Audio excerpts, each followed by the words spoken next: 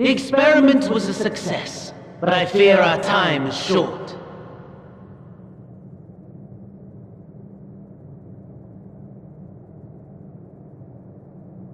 I shall begin the preparations.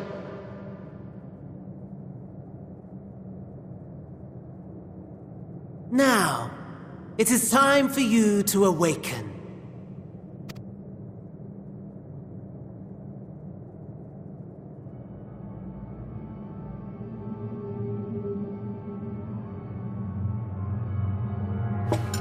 Good morrow to you.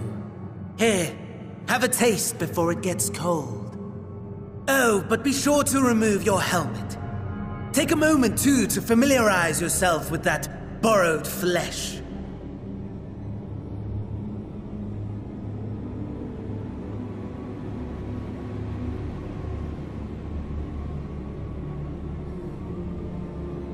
So, how does it feel? I, for one, find those first moments within a new body to be most refreshing. We had a Magitech engineer by the name of Owlus to thank for this method of soul extraction and implantation. I believe the two of you met briefly in Alamigo. His was a rather sticky end, wasn't it? Thankfully, he was thoughtful enough to leave behind his mind-jack technology. I took the liberty of making some improvements and selecting you as my esteemed test subject.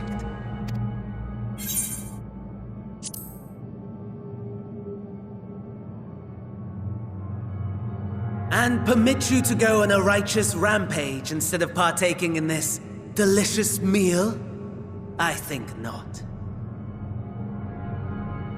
I must say, I have gone to great lengths to reunite you with my lord. When I discovered that his friend was in this neck of the woods, I suggested inviting you over for dinner. He never deigned to respond, but I took his silence as a resounding yes.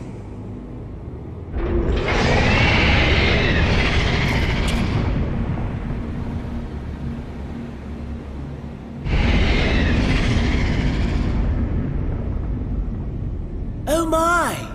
Daddy is pleased his grumpy little boy has finally found his playmate.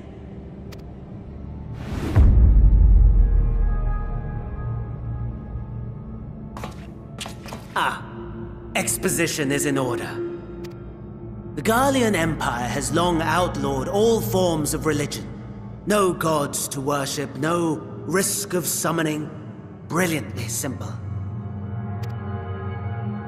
But people being people must turn to something or someone in their hour of need. Who then? Why, His Radiance the Emperor, of course.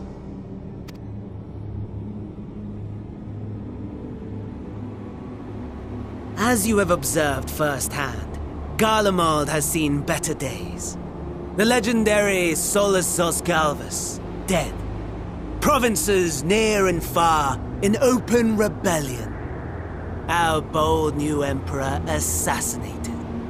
And that last one even sparked a civil war. What rotten luck. The people cried out for salvation. Their earnest pleas, one might even call them prayers, a supplication united for the Empire to reclaim her former glory. And so their will did manifest, channeled through the corpse of none other than Emperor Varus himself. And lo, the Savior was born, the embodiment of the Garlean spirit. Their anima.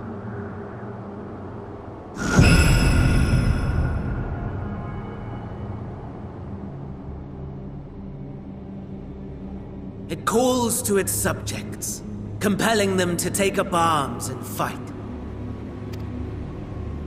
And just as the wealth and power gravitate towards the Empire's capital, so too does ether from every corner of the globe. The towers with which you and your allies have been so preoccupied were created as an extension of Anima itself. An ingenious design. Would you not agree, my lord?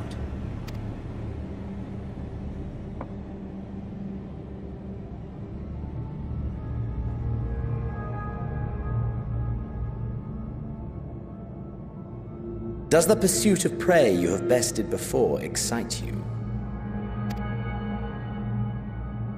Of course not. Absent the challenge, the thrill, your prize is a hollow victory. Butchery.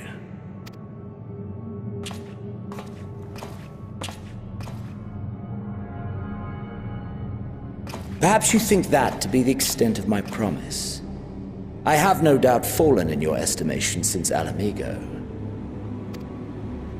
Fair enough. But do not let your disdain deprive us, of an opportunity to craft an even more majestic moment of euphoria. I have been honing my craft as I set the stage for our reunion.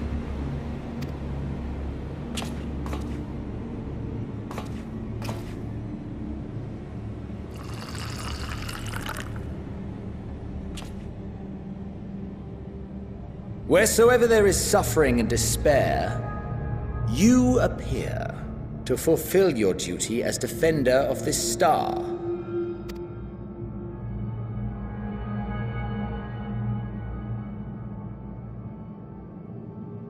The chaos and destruction that my hordes have wrought are my gifts to you alone.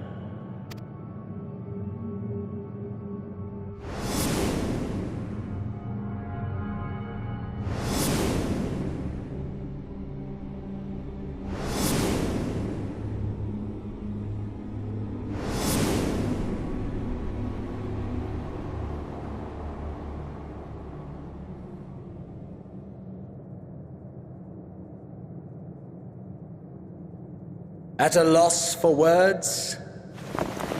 No matter. As you will learn, I have only just begun. Oh, will you not finish your meal? There is only one thing that can sate my hunger, and it would seem my friend has lost his appetite. I hoped this display of civility might prove an entertaining diversion, but clearly we are above such pretensions.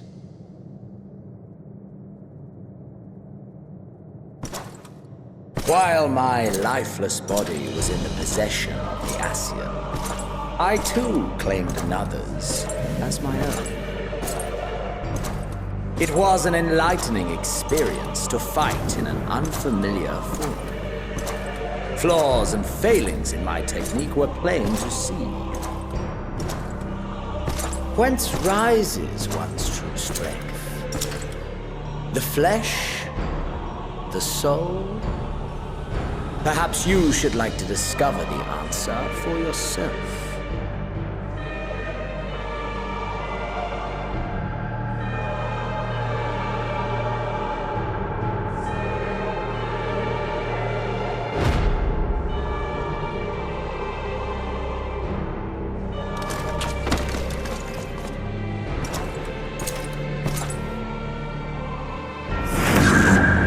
Or together.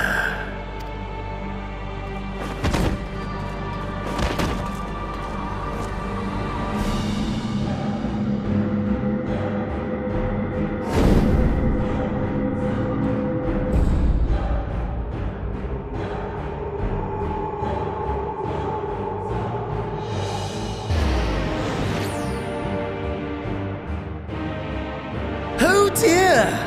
Whatever would happen if my lord were to greet your friends as you? I shudder to imagine what carnage he would wreak.